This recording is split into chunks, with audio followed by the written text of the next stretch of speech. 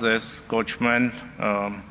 advocat դիավոլը կամ սատանայի փաստաբան, ինչ պատահական չի։ Բայց ասելիք ունեք, որ պարոն Վարդևանյան, համեցեք։ Արամ Վարդևանյանի ասելիքն այսուհետև կհնչի ազգային ժողովի փոխոսնակի տեղից։ 53 կողմ ձայնով Ուժեղ Հայաստան խմբակցության թեկնածուն ընտրվեց ԱԺ փոխնախագահ։ Անհրաժեշտ 53 ձայնից 13-ը տվել են իշխանական խմբակցության падգամավորները, ոչ մի ձայն ավել, պակաս։ Այնքան, ինչքան պետք է նվազագույն շեմը անցնելու համար։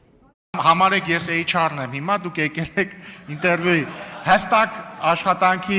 նկարագրությունը հետևյալն է, ասում է ազգային ժողովի նախագահի հանձնարարությամբ փոխարինում է ազգային ժողովի նախագահին կամ իրականացնում է ազգային ժողովի բնականոն գործունեության ապահովման ուղղված այլ հանձնարարություններ։ Նիստի մասին խոսք չկա։ Հարցազրույցի արդյունքը կախված էր ՔՊ-ի որոշումից, կարող էին ընդունել կամ չընդունել, ընտրեցին առաջին տարբերակը։ Հաշվենք առը, որ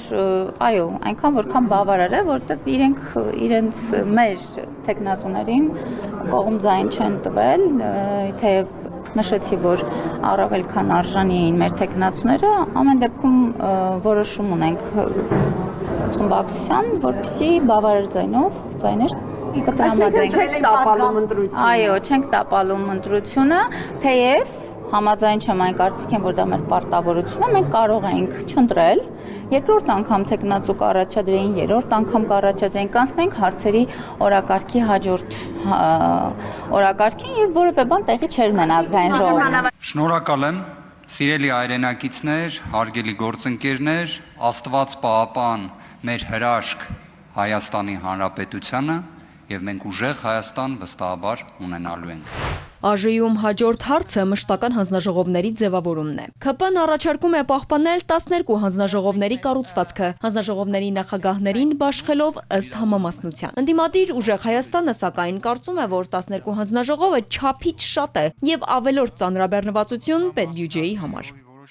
Մենք ուղղակի պետական բյուջեի ավելորդ միջոցներ ենք վատնում։ Ես հաշվել եմ, որ եթե 12-ի փոխարեն ունենանք 5-6 մշտական հանձնաժողով, միայն աշխատավարձների տարբերության մասով 5 տարվա ընթացքում մենք տնտեսում ենք մոտարապես $500,000 փող։ Իսկ եթե ուզում եք իմանալ, թե ինչ է $500,000, դա մոտարապես 25 հատ արաբական ձիա, ցեղա, մաքուր, որով կարելի է կազմակերպել արաբական ձիերի փառատոն եւ այդ շոկին այն մարդիկ, ովքեր ուզում են դրա մասնակցեն, չգնան հասնեն կատարի պետություն։ Ամեն դեպքում նախագիծը խորհրդարանը հաստատեց 60 կողմ եւ 15 ձեռնպահ ձայնով։ ԱԺ-ում ինչպես եւ առաջարկվում էր կշարունակի գործել 12 մշտական հանձնաժողով։ Դոնթի Բանաձևով բաշխված 12 հանձնաժողովներից 3-ի նախագահի թեկնածուների առաջադրման իրավունքը Ուժեղ Հայաստանինն է։ Խմբակցությունը կղեկավարի ֆինանսավարկային, տարածքային կառավարման եւ ենթակառուցվածքների ու եվրոինտեգրման հարցերի հանձնաժողովը։ Հայաստան խմբակցությունն ընտրել է մարդու իրավունքների պաշտպանության հարցերի հանձնաժողովը։ Նախագահի թեկնածուներ կառաջադրեն պետական իրավական, տնտեսական, ֆինանսավարկային, պաշտպանության եւ անվտանգության, գիտության, կրթության, մշակույթի, սփյուռքի, երիտասարդության եւ սպորտի,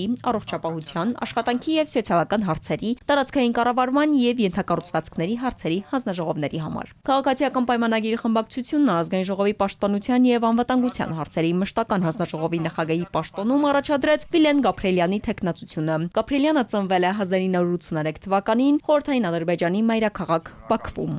Շփվել եմ, ինչպես ասել եմ, նախապես ադրբեջանցիների հետ եւ այդ թվում այդ թուրքերի հետ եմ շփվել, իդեպ մինչ ազգային ժողովի падգամավոր լինելն է, նույն Ռուսաստանի Դաշնությունում եմ շփվել, Վրաստանում եմ շփվել, այլ պետություններում եմ շփվել։ Վիլեն Գաբրիելյանը Գյումրի համայնքի ավականու ընտրությունների օրը հայտնվել էր մի աղմկահարույց միջադեպի մեջ, որի ժամանակ ինքը հայոյախառն արտահայտություններ էր օգտագործում քաղաքացիների, այդ թվում նաև զանգվածային լրատվամիջոցների ներկայացուցիչների նկատմամբ։ Ովով դուք գոնե վարքագծից չպետք է խոսեք։ Խորհրդարանում հաջորդ քննարկումը падգամավորի վարք ու բարքին հետևող էթիկայի հանձնաժողովի ստեղծման մասին է։ Հանձնաժողովը 2 տարի կհետևի ընտրյալների էթիկային, ղեկավարի աթոռն այդ ընթացքում էլ կզբաղեցնեն հերթափոխով, մեկ իշխանությունից, մեկ ընդդիմությունից։ Երբ օրինակ ազգային ժողովի падգամավոր դիմում միայն 2 խմբակցությունների падգամավորներին պետք է ստեղծվի էթիկայի հանձնաժողով։ Ոչ մեր անունն է տալի, ոչ մեզ է դիմում խոսելուց։ Գալիս է ասում է հարգելի Ուժեղ Հայաստան եւ Հայաստան Դաշինքի անդամ падգամավորներ։ Դուք դատվելու եք եւ Արամ Վարդևանը ձեզ պետք է գալու։ Ուզում եմ ասել, պարոն Ղազարյանը ամենայն հավանականությամբ մեծ շանսեր ունի մարգարեանալու։ կարող են նախատեսվել տարբեր սանկցիաներ պատգամավորական էթիկայի կանոնները խախտելու համար պատգամավորների նկատմամբ։ Պատգամավորը կարող է չենթարկվել դրան, եթե դա ենթադրում է որոշակի ներողություն խնդրելու եւ այլն, բայց դրանից բխում է արդեն հանրային պարսավանքի ինստիտուտը։ Առաջին 6 ամիսը հանձնաժողովը կղեկավարի ՔՊ-ի ներկայացուցիչը, հաջորդ 6 ամիսը ուժեղ Հայաստանի ներկայացուցիչը, իսկ երրորդ 6 ամսյակում նախագահությունը կանցնի Հայաստան խմբակցությանը։ Չորրորդ 6 ամսյակում կրկին նախագահը կլինի ՔՊ-ից, իսկ հանձնաժողովում ընդհանուր առմամբ 10 անդամ կլինի։ Ալադավթյան, Էպիկենտրոն։